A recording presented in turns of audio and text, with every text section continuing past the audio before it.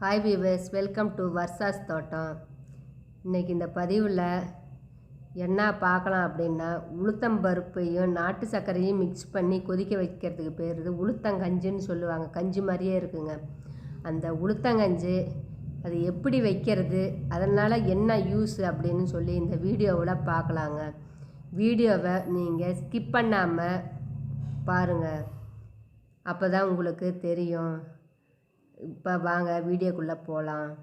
இது என்னான்னு பார்க்குறீங்களா? உளுத்தம்பருப்புங்க. நம்ம உளுத்தம்பருப்பை இது மாதிரி சும்மா ஒரு அரை கிளாஸ்க்கு எடுத்து நல்லா வாஷ் பண்ணி ஊற வச்சுருங்க. ஒரு 1/2 hour இதை ஊற வச்சு நீங்கள் என்ன பண்ணுறீங்க அப்படின்னா, ஊறுற வரைக்கும் ஊறட்டுங்க. ஒரு பாத்திரத்தில் ஒரு பிடி அளவுக்கு, அதாவது ஒரு 5 கிளாஸ் அளவுக்கு தண்ணியை ஊற்றி வச்சுருங்க. நல்லா கஞ்சி, உளுத்தங்கஞ்சினா நல்லா கஞ்சி மாதிரி கொஞ்சம் லிக்யூடாக, நம்ம பாயாசமெல்லாம் வைக்கிற அளவுக்கு ஸ்டேஜுக்கு வர மாதிரி நல்லா தண்ணியாக வச்சு குடிக்கணுங்க. அதனால் வச்சதுக்கப்புறம் தண்ணி கொதிச்சிக்கிட்டே இருக்கட்டுங்க. அதுக்குள்ளேயும் நம்ம என்ன பண்ணலாம் அப்படின்னா, இந்த அளவுக்கு தண்ணி வச்சுருங்க. அது கொதிக்கட்டும், காயட்டும் நல்லா. அதுக்கு அடுத்தது நீங்கள் தேங்காய் துருவுறதா இருந்தாலும் துருவிக்கலாம். நாங்கள் சின்ன சின்ன பீஸாக கட் பண்ணி மிக்ஸி ஜாரில் போட்டுக்கிறோங்க. இதை அரைக்கிறதுக்கு தேங்காய் போட்டு விருப்பம் இருக்கிறீங்க தேங்காய் போடலாம். தேங்காய் போட்டால் கொஞ்சம் அப்படியே கொன்னையாக சாப்பிட்றதுக்கு கொஞ்சம் நல்லா இருக்கும். தேங்காய் சத்தும் கிடச்ச மாதிரி இருக்கிறனால தேங்காய் போட்டுக்குவோம்.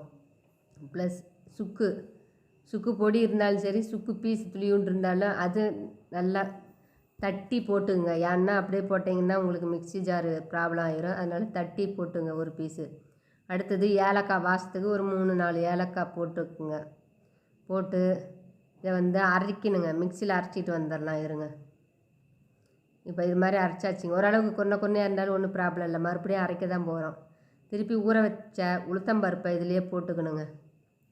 ஊற வச்ச உளுத்தம்பருப்பை போட்டு கொஞ்சம் தண்ணி ஊற்றி இதையும் நல்லா அரைச்சிட்டு வந்து, நைஸாக அரைக்கணும்னு தேவையில்லைங்க. நம்ம இட்லி பதத்துக்கு கொஞ்சம் கொன்னையாகவே அரைச்சிக்கலாங்க. இது மாதிரி அரைச்சிட்டு வந்துடணுங்க. பாருங்கள், இது மாதிரி ரொம்பவும் நைஸாக இல்லாமல் கொஞ்சம் ஓரளவுக்கு இப்படி அரைச்சிட்டு வந்துடணும்.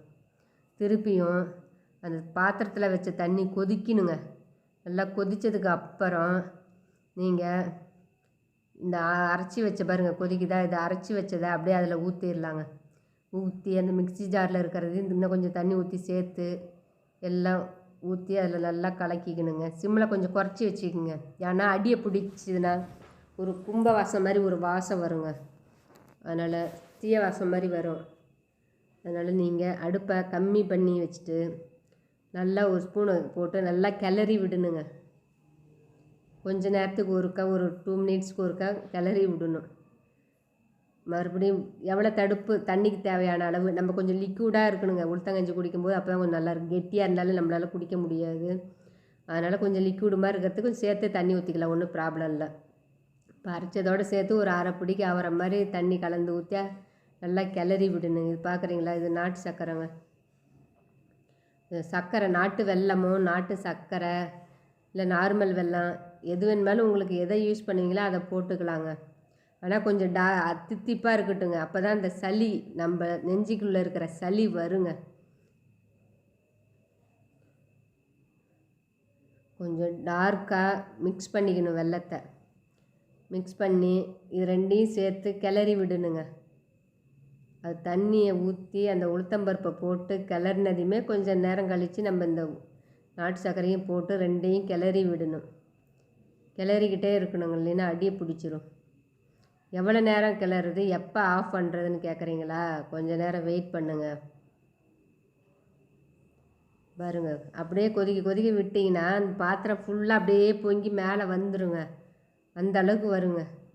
அப்புறம் அப்படியே மிளண்டு வருங்க. அந்த சுற்றிலும் இருக்கிறதெல்லாம் அப்படியே இப்படி நடுவில் வர மாதிரி தெரியும் பாருங்கள். கிளறி விட்டு வைக்கிறேன் பாருங்கள், உங்களுக்கு தெரியும்.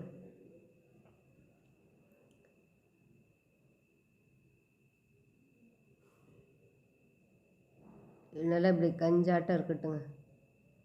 கொஞ்சம் லிக்யூடாக இருந்தால் தான் நம்மளால் குடிக்க முடியும்.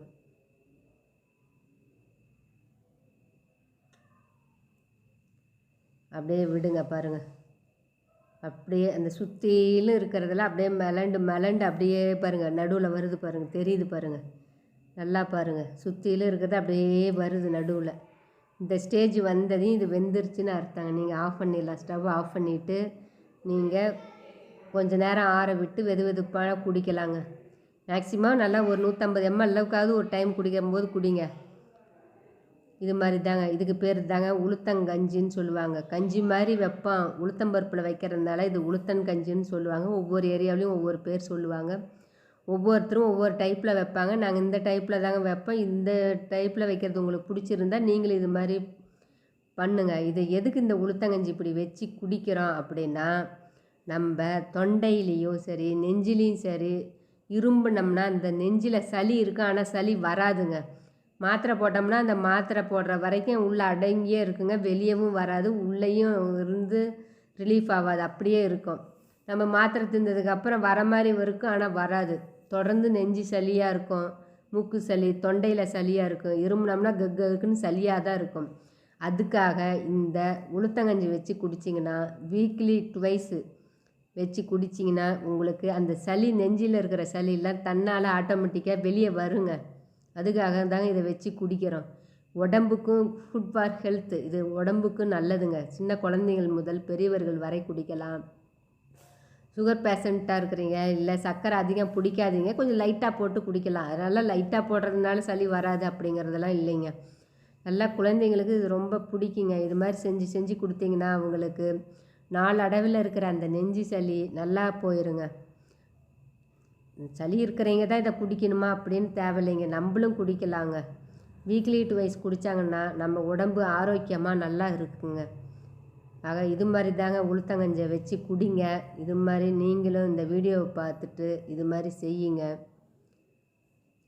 செய்கிறதோடு மட்டும் இல்லாமல் உங்கள் ஃப்ரெண்ட்ஸுக்கு, உங்கள் நண்பர்களுக்கோ இல்லை உங்கள் ரிலேஷனுக்கோ இது மாதிரி சொல்லுங்கள், அவங்களுக்கும் ஷேர் பண்ணுங்கள். இந்த வீடியோ பிடிச்சிருந்ததுன்னா லைக் பண்ணுங்கள், ஷேர் பண்ணுங்கள், கமெண்ட் பண்ணுங்கள், மறக்காமல் சப்ஸ்கிரைப் பண்ணுங்கள். ஓகே, பாய், தேங்க்யூ.